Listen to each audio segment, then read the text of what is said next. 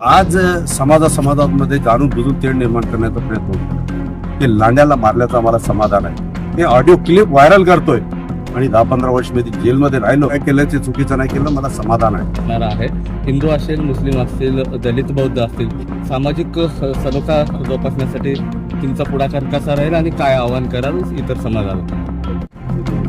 परंतु आज समाजामध्ये जाणून बुजून तेढ निर्माण करण्याचा प्रयत्न होतो.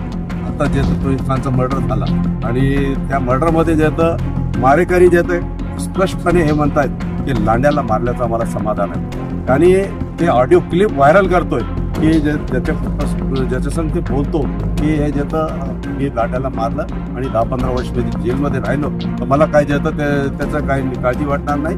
मी काय केलं ते चुकीचं नाही केलं, मला समाधान आहे. अशा पद्धतीचा तेढ निर्माण करण्याचा प्रयत्न या जातीमध्ये तेढ निर्माण करण्याचा प्रयत्न या जिल्ह्यामध्ये होत आहे. आणि याला रोख लावण्याकरता पोलीस प्रशासनाने कुठेतरी कठोर पावले उचलली पाहिजे असं आमचं मत आहे. आणि ही मागणी आम्ही प्रशासनाला केली आहे. कारण सोशल मीडियाच्या माध्यमातून हे ऑडिओ क्लिप आहे आणि ते व्हायरल होती आणि त्याच्यावर खाली कॉमेंट्स करणारे व्यक्ती असे त्याला प्रोत्साहन देत आहेत.